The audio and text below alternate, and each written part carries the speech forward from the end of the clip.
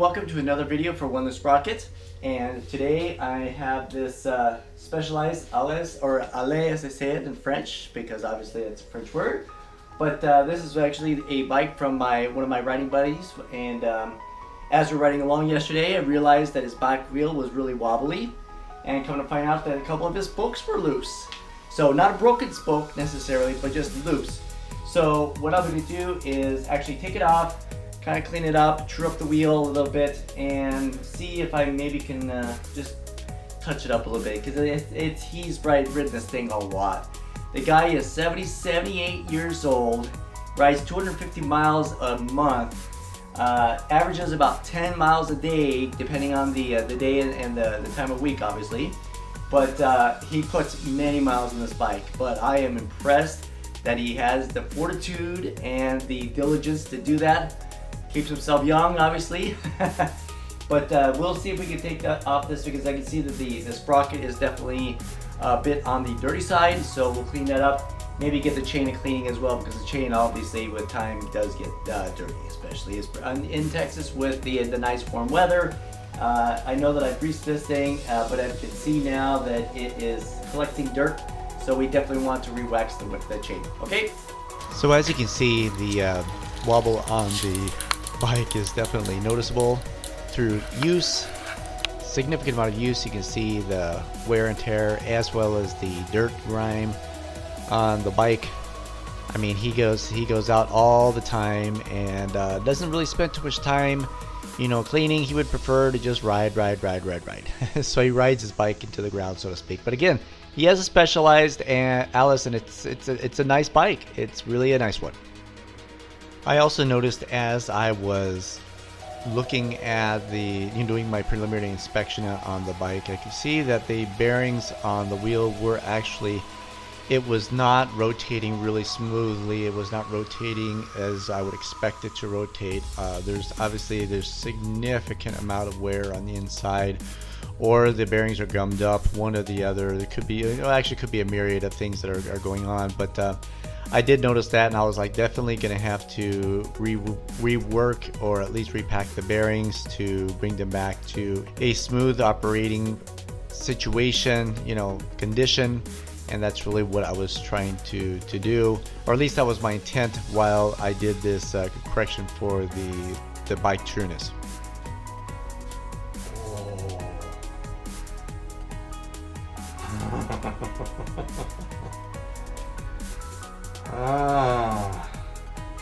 Okay, so as always, you get the surprises at times that are sometimes really interesting. As I was about to look at this thing and take it apart, I realized there's actually a crack in it actually pulled loose the rib of the hub, the flange, and it actually just pulled it out. There's actually a fracture. This fracture is deep enough. You can see, as you can see, it's right there.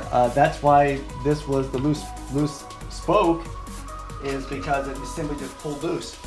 So not much you can do about that. I'm gonna have to replace the entire hub, maybe to maintain the wheel if I have to, or just simply buy a new wheel. I'll let the customer decide. My riding buddy, he'll have to decide which way he wants to go. But at this point, not looking good. So yeah, this is definitely not something that can be repairable. This is I mean, it's obviously it's all alloy, CNC manufactured stuff, and it fails like this all the time. That's sometimes why it's nice to have steel. Steel's a good, nice, solid metal, but it's heavy, and that's why they go with the aluminum alloys, and carbon fiber, and all that stuff. But you get these catastrophic failures like this. That does not allow it. I mean, obviously it'll run, but it's wobbly, and of course, who knows what can happen in the future as well. But now at least I understand why those spokes were loose. It was not loose because they had lost their tension from unscrewing themselves. It was because of the other side, the drive side. So actually, what these two spokes here on the non-drive side were the loose ones, because the ones on the drive side were the ones that had loosened up because of this fracture. So we're gonna figure out what to do with this now. Okay, so after looking at the problem here, I dug through all my stuff, I found a 1, 2, 3. I've got 4 hubs here. This is actually the same kind of the same color. It has the gunmetal colors as the original one here. However, the problem is that even though the distance here, which is obviously the distance for the Freehub itself, to accommodate a 9-speed hub like this one here, although that is correct, this is the same. I'm counting my holes here, and this is for a 32 hole. All of these are 32 hole. This is a 24 hole. So this would accommodate 24 spokes. This accommodates 32 spokes. So I cannot replace these because they will not fit this rim. So now I'm back to square one to say, okay, what's my plan? My plan B was kind of to go with a, well, obviously my first plan was to just replace out the hub. Second, replace the wheel. Now plan C is go find a 24 hole hub to either replace that, or like I say, just simply go find a new wheel set and just replace the wheel set, because I think that this is going to be difficult for me to go find this. I mean, I can find it without too much difficulty, but again, I'm looking for reducing costs and being able to maintain that. I don't want to necessarily spend much money. My guy, he wants his bike now. Okay. By the time I go to eBay and look up one of these that's 24 holes and have it sent to me, to be a week. And we're coming up on July 4th, so he definitely wants to get out and ride while he can.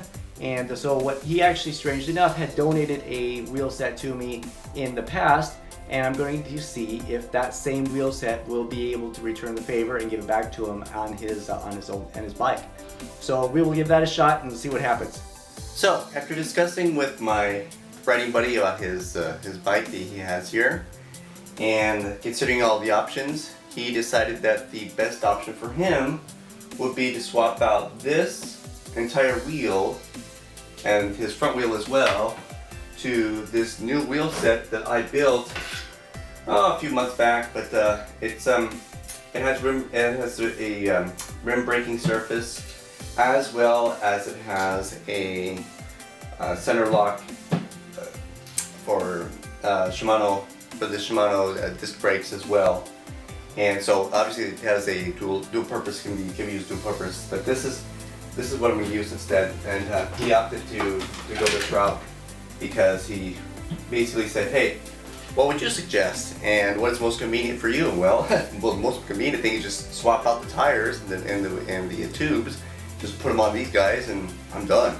These things have already been trued up. I built these things probably about 4 months ago, 5 months ago, a little bit before I started my channel. But they've just been sitting, hanging on a hook for all this time, just waiting for something like this to come along.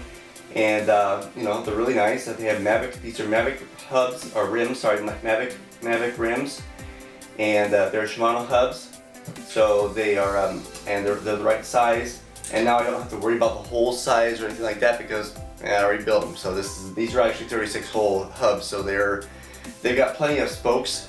But at the same time, I think this will prevent that same issue from happening what we just had, because unfortunately, because this is a 24 hole hub that was used by him last time, and he is a bigger guy. I would say, I mean, not saying that he's not, I'm not going to say he's a heavy guy. I'm just saying that he's a tall guy. He's pretty tall, so he's got some mass. And that's the problem with these 24 hole hubs and wheels, I should say that the 24 hole hubs wheels is that they are prone to breaking, either breaking the spokes themselves, or what this happens, which is this is unheard of. This is the first time I've ever seen this even happen, where you have that fracture and actually break the alloy. But again, these soft metals are the ones that are so prone to breaking or fractures, or carbon fiber, same thing. Carbon fiber is really light. It's fantastic for the weight characteristic, but as far as the strength that is necessary, it's not there. It's just not. It's not really good. So I have. I'll just go ahead and keep these, and I'll probably just dismantle them and take them apart, and I'll keep this hub just in case I can use maybe some of the internal mechanism for something, but the hub is I can't use it for anything right now. It's definitely done.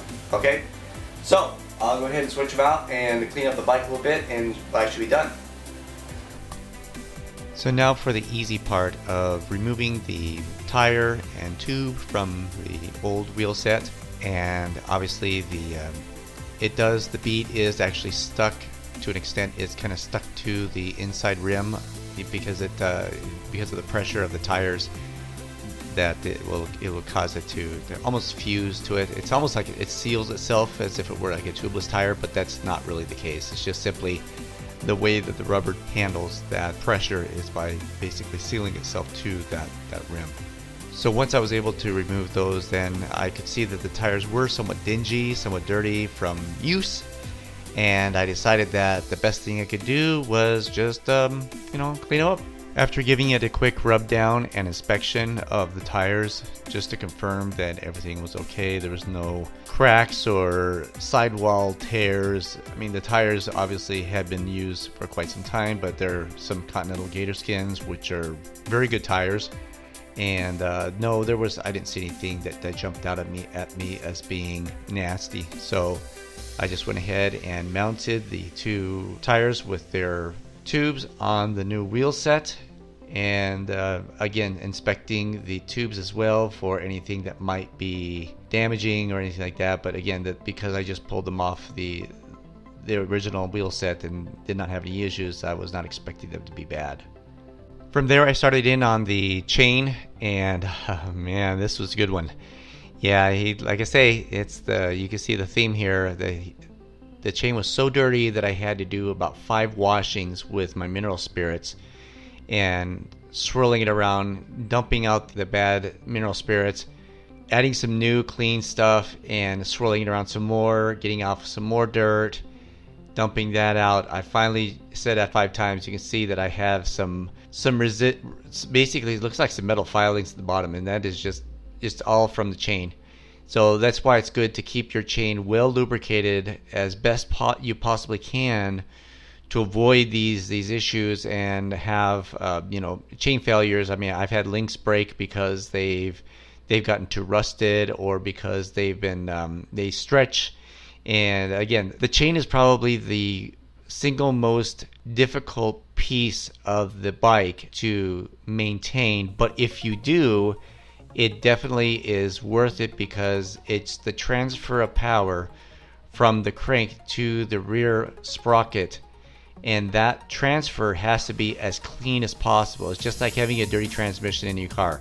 You're gonna have shifting issues. You'll have slippage. Obviously, you could have clunking because of the shifting, and there's just so many things can happen with a bad transmission. And it is exactly the same for a bike. You just maintain it, keep it well lubricated, keep the dirt off it, and it'll take care of you without any troubles. But then I went and was able to put that on the side after I had finished my cleaning of the chain as best I could, and started in on the rear derailleur and cleaned that up a little bit. Didn't bother taking it off the bike itself, but I just wanted to clean up the jockey pulleys and make sure that they didn't have any collection of grease.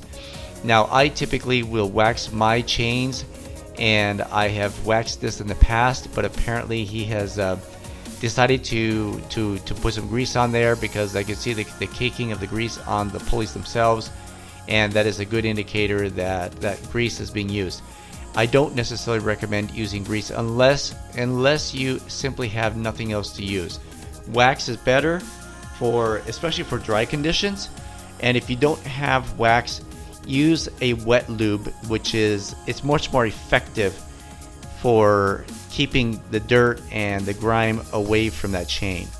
After cleaning up the rear derailleur, I went ahead and just went after the rest of the bike, cleaning up the frame, just taking off some of the dirt and stuff that had collected, as well as cleaning the crank and both the rear and the front brakes as well, just to get the dirt off of them. So it was really just touch-up stuff, not really going crazy and take things, disassembling a bunch of stuff. It was more than just simply attacking it with some of my mineral spirits, and then just using a little bit of alcohol to get rid of some of the stuff that was not being removed by the mineral spirits, and just clean it up. Basically, that's all I really did. So once that looked pretty good, it's time to look at the rear sprocket, and I wanted to clean that up as well, because it definitely was not looking good, needed a lot of work on that to get it clean as well, to put back on the bike and things like that. The last step was then to mount the rear wheel and front wheel on the bike, to get that set up, and then take the chain that I cleaned and get that back on the bike as well, and start to test the trueness of the wheel against the bike itself, as well as confirm that the shifting was correct. And I want to make sure that the sprocket was clean enough and the chain was shifting correctly with no issues there. And then go ahead and just simply apply my wax lube to it, and the bike was ready to go. So as an epilogue to this whole thing here, I was finally able to take it apart, so you can see the hub now. It's all broken. There's nothing I really can do. I mean, the internal mechanism is fine for the most part, but obviously with that cracking, basically just fractured off. That's not good. But I separated out the spokes, and as I was taking it apart, I found that actually there's 3 lengths here. That is strange, because I would expect the non-drive side to have a certain length, and that was this length, and this being the drive side would have this length. But I found 2 spokes on here as I was taking it apart that were actually, as you can see,